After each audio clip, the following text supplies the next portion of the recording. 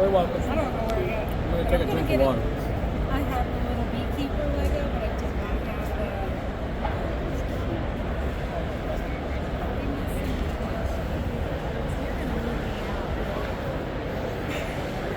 have You're already being recorded, Matt. So let me tell you what we're talking about. Okay. We'll just shoot the breeze, talk about what you're doing. Now, your company is called Aperture Apiary. Yep. And I couldn't help but notice that you're busy all the time. Everybody is here. Well, I apparently make something that everybody likes. And so I'm looking at all these things. These are fantastic for education. I know that shocks you to know that that's what they're here for. What do you find people are most interested in? So today, most people have been interested in my complete life cycle. This is a complete life cycle of the worker bee. Brand new product. Only doing pre-orders because I gotta make it just right. But we start at day 1/0 all the way up to day 21. Starting from day 8, every one of these comes out, so you can sort it and teach yourself the development order. The caps stick on from day 7 through day 20, and they're a great way to learn about the development cycle of a worker bee. You've got the purple eye phase, you've got everything in here. Now these are also, they work with, what, other toys? Or? So I also make little Lego hives. Okay. These, a bunch of different colors. Did you grow up as a Lego enthusiast? I Is did that what indeed. happened? Okay. I didn't grow up, let's put it that way. I'm still a big fan of Lego. And I even got a little smoker for him, like that. And since I can't ever stop myself, I've got a nice little vaporizer. And I've got a bunch of little mite checks. If you look real close, you might see a red dot for a varroa in there. Hold that there. Let's take a look. Whoa. Oh, you do? You do have a mite in there. And there's a mite in there, That's so it's time to detail. treat. Time to treat. So I make a bunch of different things. I'm also working on a little extractor for Lego. It'll spin. Not quite done yet. And if you get really lucky, you might find an Aja hive in there. Wow. And so that's just a few of the things I make.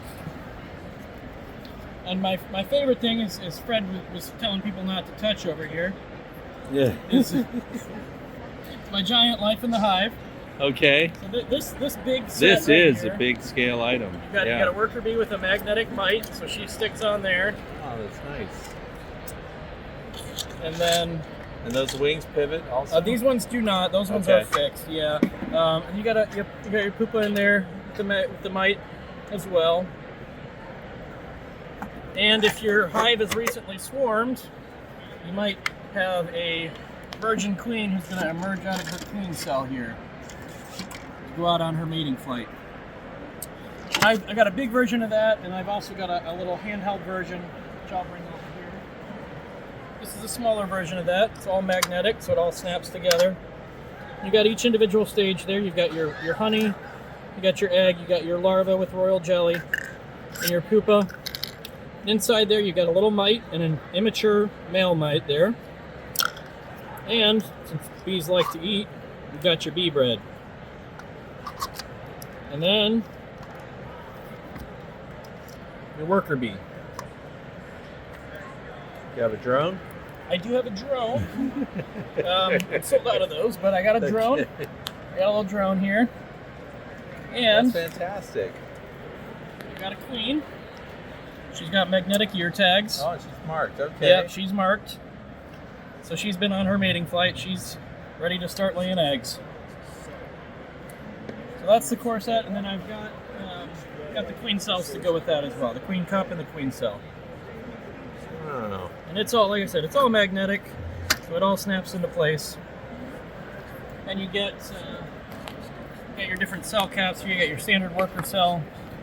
This does kind of double duty as a VSH or an emerging worker as she's chewing her way out. Okay. And then you've got your drone cap as And well. VSH, you just did that. Somebody's going to say, what's VSH? So what explain what? Sensitive hygiene. And so, why would that be indicated through a chewed cap? So the bees remove the cap to detect.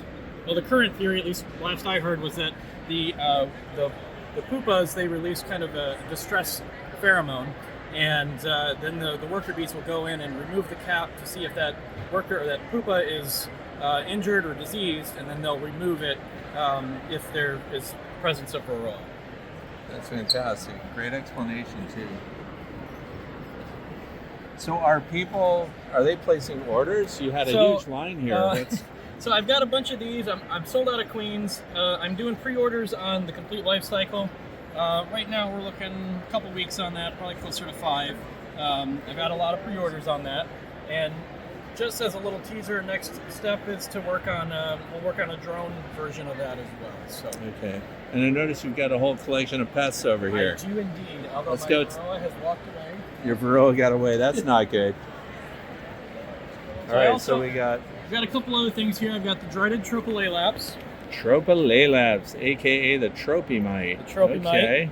I've got a wax moth, closer to like a lesser wax moth. Small hive beetle larva. Okay, now. Yes.